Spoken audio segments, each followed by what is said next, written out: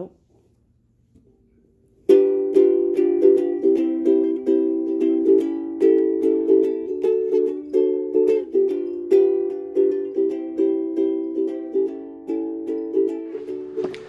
What is up, you guys? I'm James from James Reptiles. In today's video, we're going to go over the next project in my leopard gecko breeding rack for this coming season. We're about to start cooling them, so all my projects are set and ready to go. We're on project number 3. If you haven't seen the last 2 projects, make sure you go check them out. I believe they're my last 2 videos.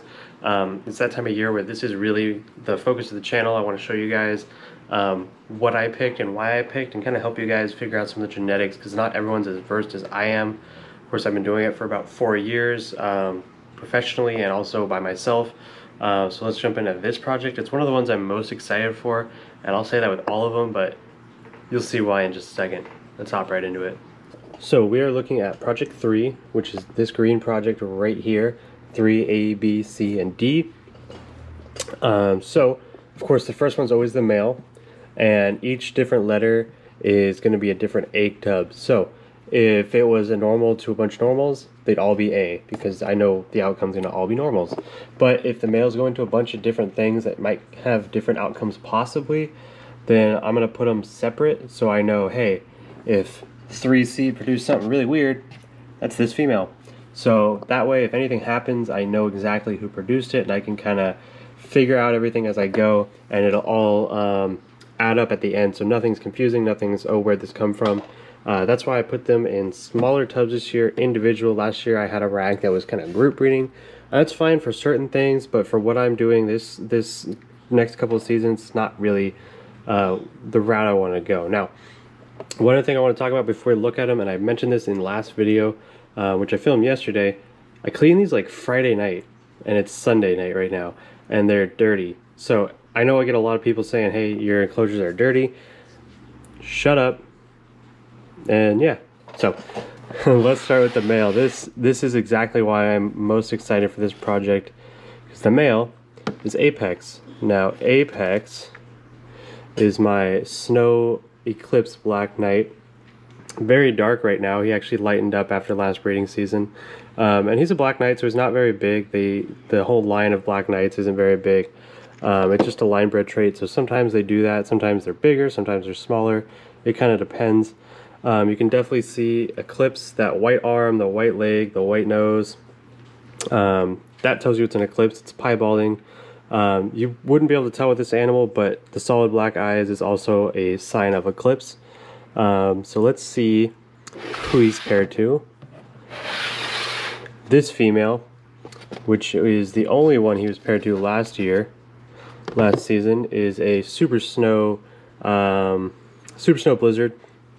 So every baby that came out of this pairing was either Snow or Super Snow, and it was double het Blizzard Eclipse. So lots of awesome babies. I know I have some of those paired together to hopefully prove out the double visual. So I'm just going to repair those two, just because she's got nothing to do. I could pair her to the normal and get Snow's het.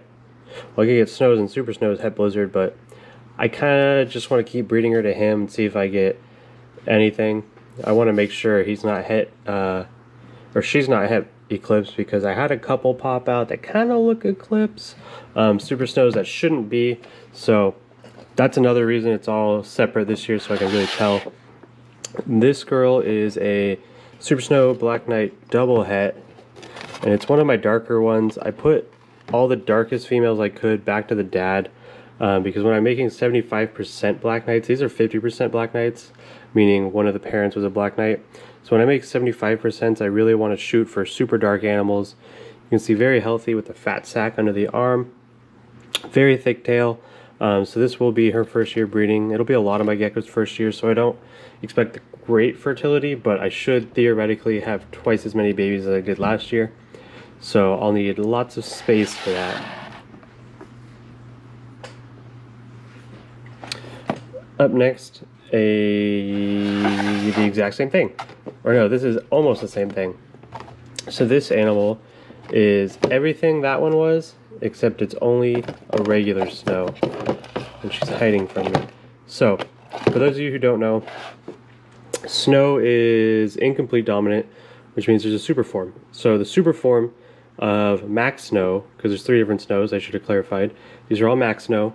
The super form is a super snow, which looks crazy. It looks different. It's like black and white with polka dots. A snow is more or less black and white. They usually hatch black and white. They usually fade to more of a yellow. So I know this is snow just based on the parents. Everything should either be snow or super snow genetically. Of course, there's always variations and random things happen, but in theory, everything should be snow and super snow, and it does still look like a nice dark snow, which is awesome with the black. So I can't wait to see what she produces back with her dad. So she is head eclipse, and she is a snow. So things we can get from her back to the dad are really awesome. We can get normal eclipses and head eclipses and posset blizzards. Snow eclipses, head eclipses, posset blizzards, super snow eclipses, head eclipses, and posset blizzards, and they're all going to be 75% black nights. Now this one to the dad will have all those same combinations, but it won't even make normals. It'll make half snows and half super snows, and 50% of those will be eclipse. So really gonna produce heavy on black night eclipses. On black night, 75% black night eclipses. I'll have a lot of those this year. I'll have a lot of hets, and everything will be posset eclipse. I'm probably not gonna worry about or posset blizzard.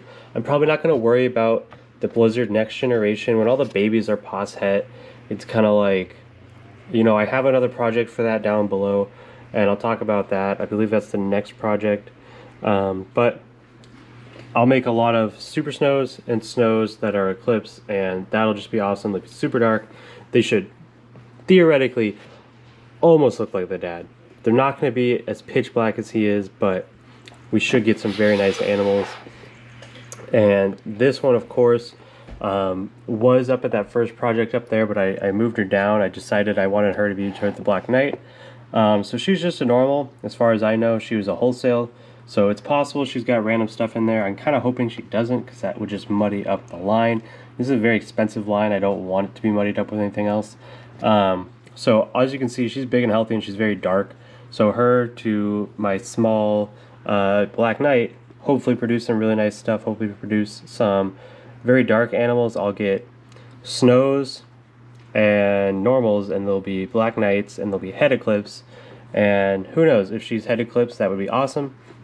Make some awesome stuff. But really the point of this is to get some Black Knights, get some more dark Black Knights. So in a couple years I can, you know, breed him to the babies, because he's super dark, and just keep a really dark line, or I can breed some of the babies together, and just, it's essentially to get eclipse out of him and to get snow out. Now I know that sounds crazy, but I'm producing a lot of snows and eclipses in the Black Knight project this year, so I really want to single it out and separate it to its own project, where I can just have normal Black Knights. They're probably still going to be posset eclipse, because, you know, 50% will be normals, 50% will be snows, and I'll keep the darkest couple that aren't snows. Maybe the male will be a snow or something, and I'll breed those together, and hopefully I'll try my best to distinguish, you know, if anything's head eclipse, I'll make sure I take note of what's what, and just kind of keep a Black Knight line. So instead of going out and buying, you know, a pair of Black Knights for like $4 grand, I can just wait 2 years and produce some and still sell other babies from that project. So that's gonna be it for today's video. I know it wasn't a long one. I know I said I was gonna feed snakes in yesterday's video, which you're probably watching on Monday. It's scheduled to drop Monday. I just edited it. But I fed the snakes early this morning, and that's it. Yeah, that's the only reason, I mean. So that's it for today's video. That's it for the project. I'm gonna start doing 2 videos a week. My work schedule is probably gonna change in the next couple of months. Animals are getting cooled soon. There's a show coming up. There's a lot going on. So I'm really gonna try to film a lot for you guys. And I hope you guys enjoy it. So make sure to like, comment, subscribe. All that definitely helps out the channel. Make sure to hit me up on Instagram, Facebook, Twitter, jamesjeptiles@gmail.com if you have any questions. I am on MorphMarket, James Jeptiles. All that definitely helps out. If you do want to buy an animal, let me know. I can definitely work with you. I can get you a discount if you watch the videos. That'd be awesome. But nevertheless, hope you guys enjoy, and peace out.